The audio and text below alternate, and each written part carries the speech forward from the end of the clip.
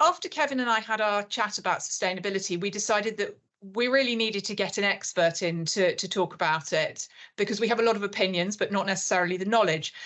After all, surveys are consistently showing that sustainability is going up the agenda for CEOs and CIOs, and it's one of the top factors now considered in the buying process.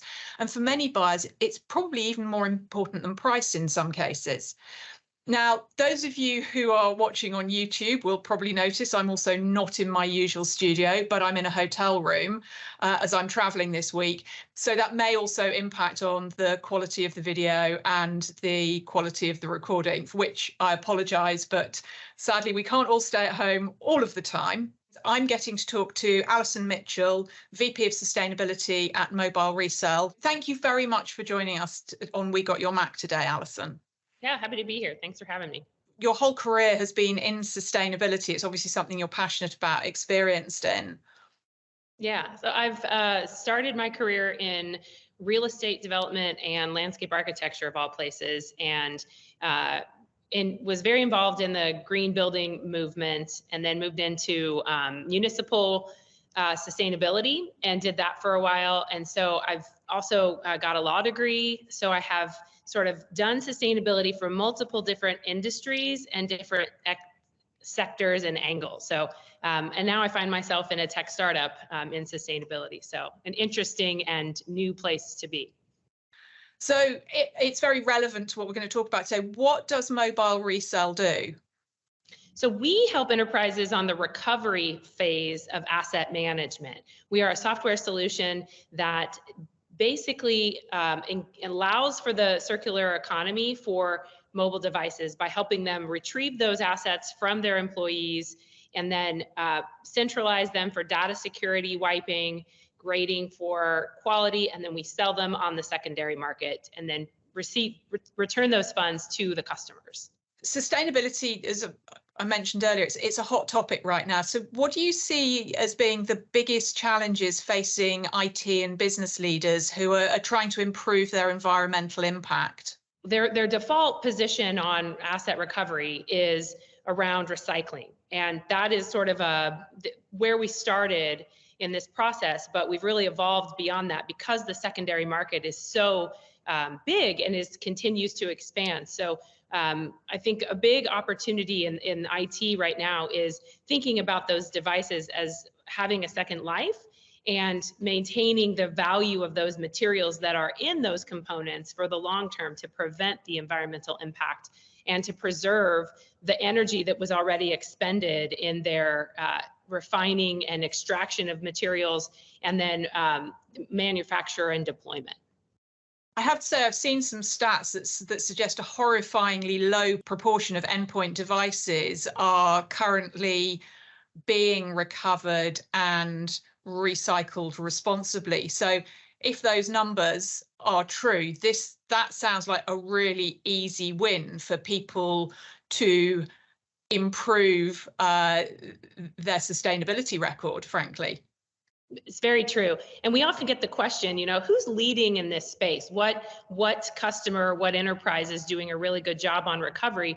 And I like to tell people that, it's kind of theirs for the taking. There aren't very many companies that are leading the way in doing this at scale. Having a recovery process already contemplated at the deployment stage puts them far ahead of their competitors or others in the industry. So they can really become leaders in this space very easily.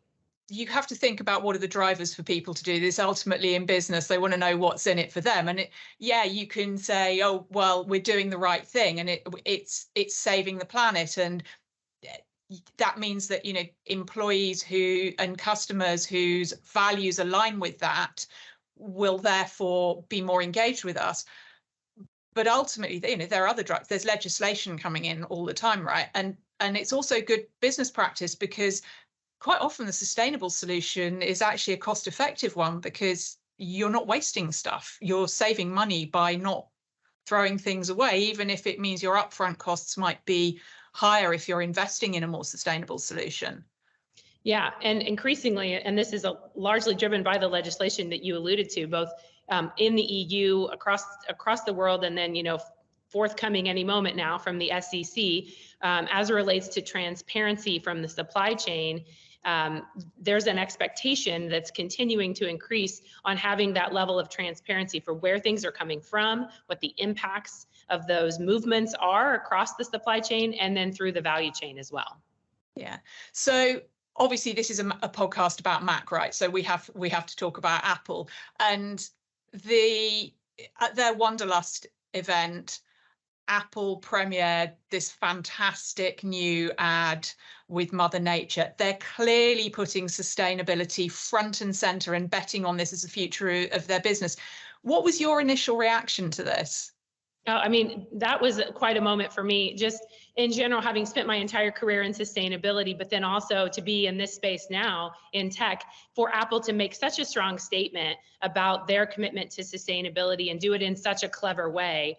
I think very positive, and it's really setting a new standard for the industry, and the implications are very far reaching. I'm thinking back to the time when I was in the green building movement, and I witnessed the impact that movement made on real estate, design, building materials, and construction industries. Everyone in that industry was impacted by this new standard of LEED, gold, silver, platinum buildings.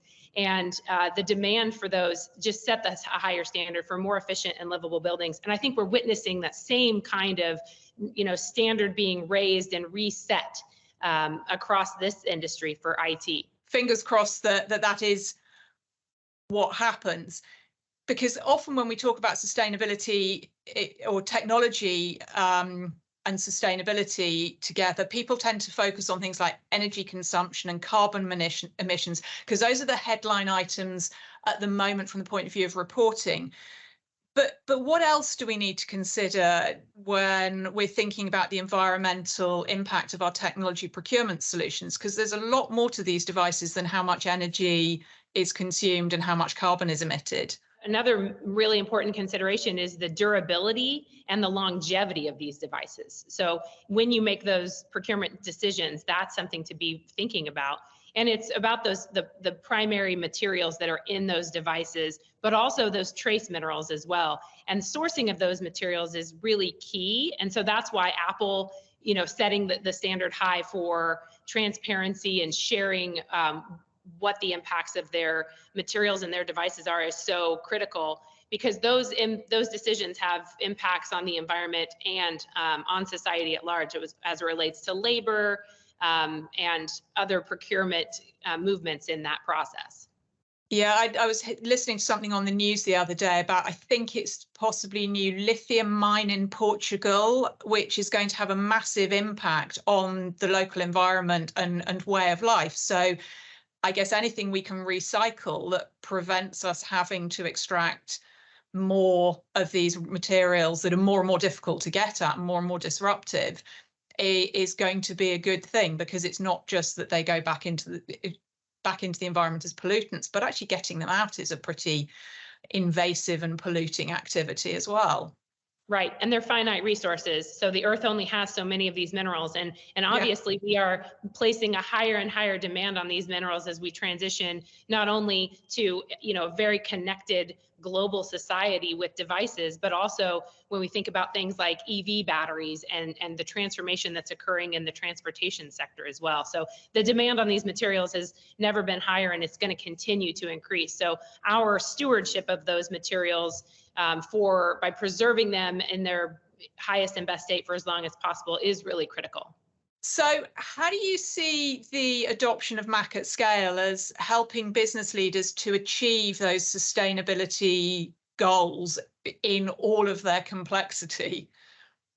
I think it's a really exciting and expanding area right now for the metrics and the data that we're able to gather on these devices to inform decision making, and not only on the right sizing of an enterprise's device needs, but also on the reduction of the environmental impact that those devices are having during their deployment, during recovery, and then post-recovery as they become part of the secondary market. So there's a huge amount of information that we're able to attach to these or glean from these devices really as they move through that entire life cycle process.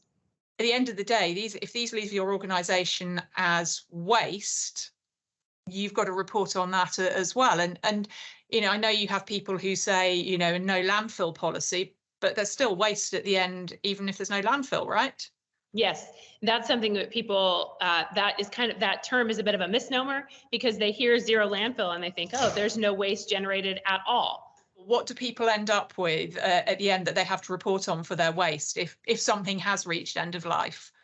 So if it's sent to an incinerator, there is still the ashes from that process that have to go into the landfill. So to say zero landfill is a very difficult thing to achieve, if impossible. So it's really, there is still waste generated by that, but it's just kind of in a different form and a little bit later. Can you give us an example of a customer that you've worked with where this has been something that has really made significant impact on their organization and their business, end users or IT, whoever, where it's actually changed perhaps the way they think about their old IT assets, the things that they thought of in the past as just being unwanted that they needed to get rid of it somehow? Yeah, a great example of a customer that really utilized the best case scenario was an airline who went from having very low recovery rates to utilizing our platform and being able to recapture iPads and then redeploy them to a flight academy that they contribute to financially. They were able to utilize the recovered funds to make a financial contribution, but also recovered devices to help the education side of that flight academy. So that's great. So it minimized the amount that did have to be disposed of. And because clearly they were good enough to be resold, we've got money as well. So that's great. So that's a really positive example. Yeah, it was, that's really caused that customer to want to expand within their own business to other business units. And then as a way to support both their environmental efforts, but also their philanthropic and giving efforts. Where do you see the biggest failings when IT leaders are attempting to green their IT? I think they put a lot of emphasis on the procurement and the deployment stage of asset management, and understandably, because obviously they've got to get the right devices and they've got to get them deployed to their employees, but they often don't put enough planning into the recovery phase. And that's really a huge opportunity to be more full circle in their approach to asset management by being ready for deployment, or excuse me, being ready for recovery during the deployment stage. Yeah, no, absolutely. That certainly makes sense. So what would you then say would be your top 3 tips for IT leaders who are trying to green their IT, trying to support their business stakeholders in building a more sustainable business overall?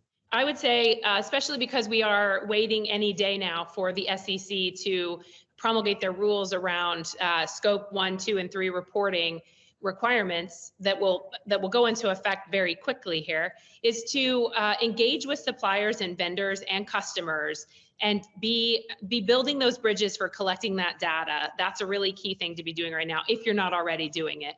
And engage with your chief sustainability officer in that. They are definitely focused on that right now. So IT leaders need to be making those connections within the C-suite and engaging. Plan for recovery in the procurement stage. So be thinking very holistically about the life cycle of the assets that you're deploying and how you're planning to recover those, and then have the metrics to back up the avoided environmental impact that you were able to create as a result of that high recovery rate.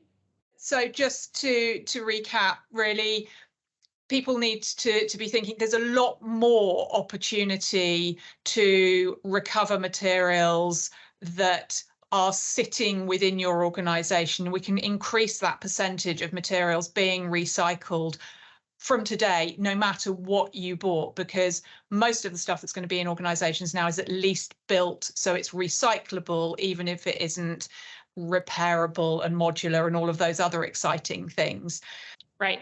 Yep. And avoiding, having recycling as your kind of last choice, because reuse is always the highest and best utilization of those materials. So the standard has been for a long time recycling. We can do better with reuse. That's been really fascinating. Thank you so much for your time today, Allyson. Thank you to our listeners for joining us today. And for more information on all things MAC at scale, for more details on sustainability, please go to wegotyourmac.com for more episodes and for more resources. Thank you very much.